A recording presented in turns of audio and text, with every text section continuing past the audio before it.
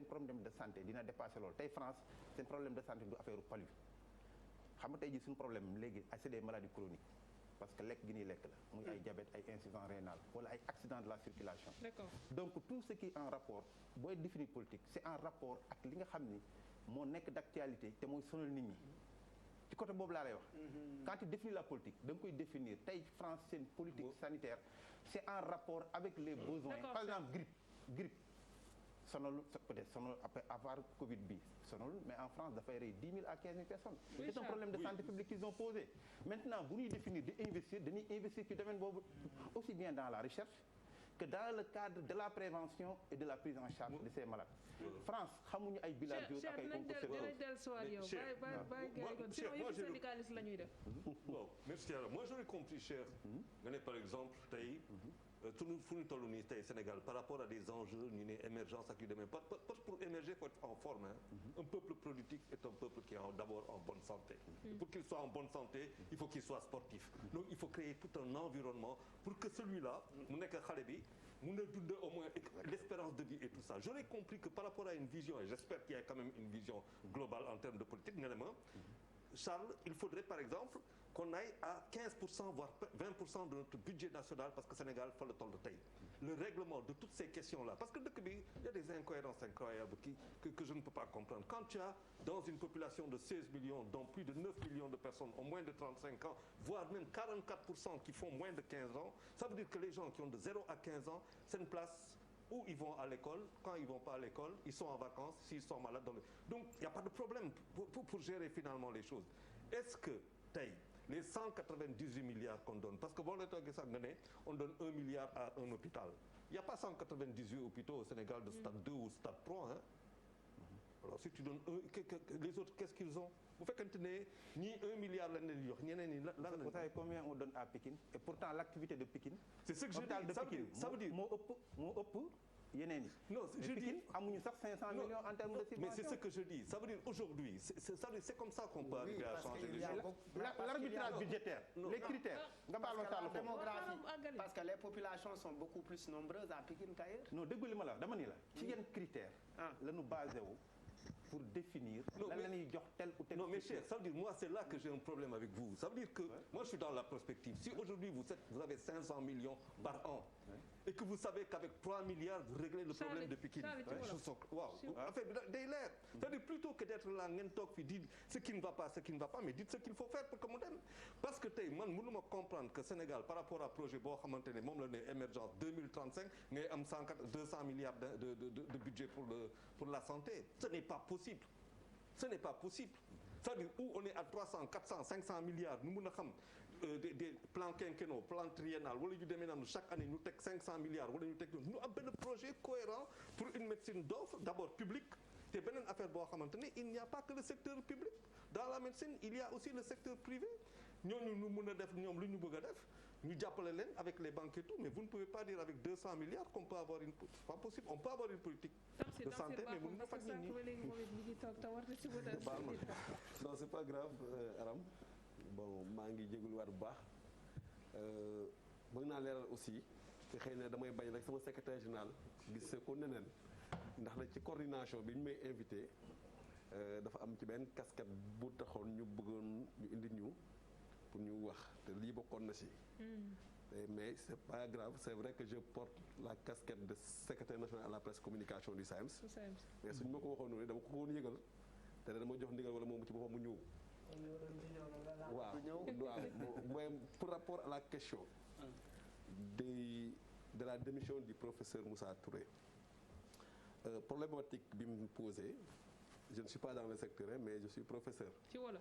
jàngalekat la yàlla dafa def it bi lettre bi génnee man liir naa ko bi ma ko liiree sentiment bi ma njëkk a animé sentiment de fierté la et de satisfaction mais un jour après j'ai eu un ami un ancien camarade de lutte de l'amicale de la fac de médecine docteur Mamadou Demone Ndour qui est gynécologue à l'hôpital de Ourossogui mu def benn texte après maa ngi ñu partagé quelque part am na fu ma partagé moom avis quelque part am na fa xamante ne partagé wu ma moom avis surtout c'est ce qu'on appelle les PMA mooy procréation médicalement assistée bi parce que bon man laa wax mënuma keneen c'est vrai que nit ku ne am nga droit ne dañoo nekk ci réew laïque wala quoi ça mais man jullit laa te jullit laa bëgg a doon am la nga xamante ne dama ko gëm ne bu nekkee loolu la malal wax loolu la furnu dëgg en tout cas man dama gëm ne loolu du pureté. voilà est-ce que xalaatam rek. non maa ngi ci non c'est ça j'ai bien lu. j'ai wax dégg naa li mu wax te dafa am ci fu mu basé aussi. mais le Sénégalais qui n'est pas musulman qui est animiste il fait quoi. non maa ngi ñëw de toute façon. ça dit quoi cette stigmatisation qui est en train de se passer commence à être insupportable. Charles d'accord dama la koy wax quoi ay man jullit la. Charles d'accord jullit man catholique la. même le catholique. ça commence à trop faire un désordre dans ce pays-là. Charles attendez. discrimination. mais ça devient n'importe quoi. mais attendez s'il vous plaît. quoi mais ça commence à faire n'importe quoi. Charles en tant que professeur, tant qu'il a dit quelque chose, mais nous sommes là pour représenter 16 millions de Sénégalais. am na si ñoo xamante ne ni catholique ni musulman ni animiste et certains qui croient pas en Dieu mais ce sont des Sénégalais. mais en termes de Charles loolu kenn bañu ko bi ñuy introduire ça commence à trop faire man duma nangu toog foo xamante ne les gens sont dans ces stigmatisations. non ça commence à trop faire. Charles bi ñuy commencé bi ñuy introduire dañ ni loolu lu baax la soxla nañ ko. mais est-ce que moment boobu ñu ko doon. je suis d'accord loolu la ñu wax. je suis d'accord mais alors qu'on aille directement au but. Aram Sow on n'en a pas besoin. Charles. on n'en a pas besoin je suis d'accord. je pense que musulman là. dama ne d'après li Malal wax dafa am bi ñu ubbee émission bi jox Malal kaddu gi. alors mu expliquer ma ne lire naa te jël naa avis benn gynécologue. à partir de ça laa wax sama ngëm-ngëm. je n'ai pas encore dit ce que nous partageons dans le pays ensemble. parce que wax lay mais sa ngëm-ngëm nag c'est une question privée. dafa écoutez Pape da nga may tuuti. parce que su fekkee ne tey da nga ma ne yéen ay journaliste ngeen. jëlal seen micro ngeen dem ci Sénégalais yi ngeen ne dañoo bëgg ñu jël centre ba nga xamante ne dañuy jël maniwu góor. alors là on est en phase mais tu da ngay fausser le débat. Pape may ma aussi ma vraiment il est bon aussi parce que Sénégal ñoo ñuy suivre.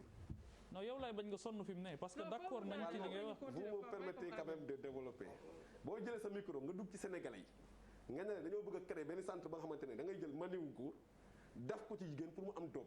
kal moo ci sa xalaat. waaw léegi. après vous allez voir la réaction. yow loolu loo ci xam yow noo ko mën a xamee a priori.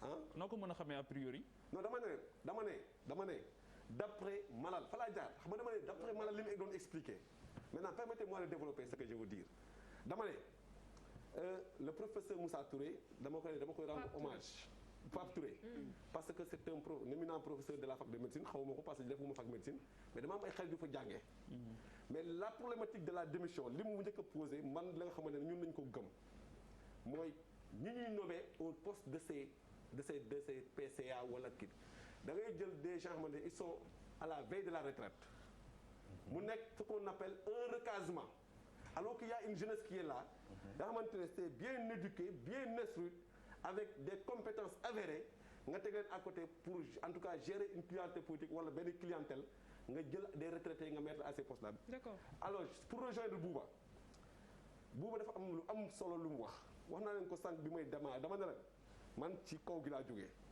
xam nga chaque fois boo toogee da ngay dégg ñu naan Dakar Thiès affaire loolu allez à l'intérieur du pays si on nous parle de Dalal Jamm parle de l'hôpital principal sachez que ces hôpitaux ne gèrent même pas le tiers hôpitaux yooyu gèrent wuñ le tiers des Sénégalais.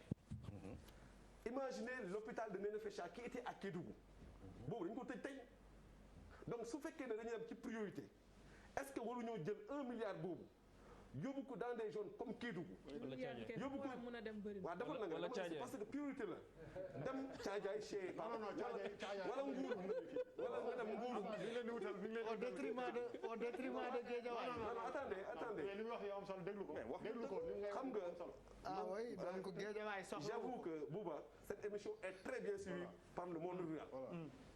li may wax parce que dafa nekk jooy ba nga xam ne waa àll bi dañ koy jooy. dëgg la man ci àll bi laa soqee ko ñun ñëpp waaw ñu ngi wax non non doo leen ko bàyyi mu egg xam nga nag xam nga Papis moom dañ jógewul ci kaw Papis xam nga tooñ dafa baax man mënu ma tëb ne Papis ci àll bi nga soqe ko non du ci àll bi ci kaw gi la ci kaw gi d'accord mais boo leen sosee pas li ngay wax dafa am solo bàyyi leen ko mu eggali. Papis xam nga yow dañuy jox kaddu gi yow nga wax li nga gëm man li ma gëm mooy ci kaw gi laa soqe ko te su ma toogee ñuy wax Dakar Thiès et cetera ça ma gis ne man def naa le tour du pays boo demee Logoro Thioli nga dem Yulu Fere nga dem Dialakoto foog nga daanale. foofu yëpp boo fa demee da nga gis ne jafe-jafe problème sanitaire ak problème accessibilité pour accès ci lu dëkk yooyu ay problème yu métti la kon bu ñu toogee bu fi nga xamante ne problème mbas bi fi la nekk nga dégg ne policiers yi ak militaires yi xamante ne dañ leen tegoon ci tali bi amul ñenn ñoom di dox loolu 7500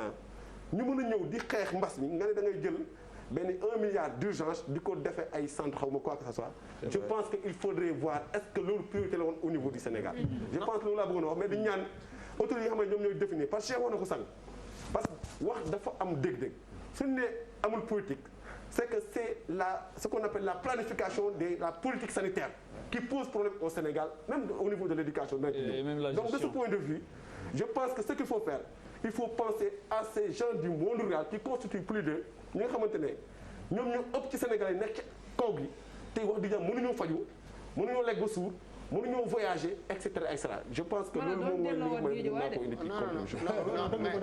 non dafa am xam nga en fait c'est comme si j'étais l'inventeur des paiements. finalement centre bi dafa mel ni yow yaa porté kii bi de portage bi. waaw dama ko firi.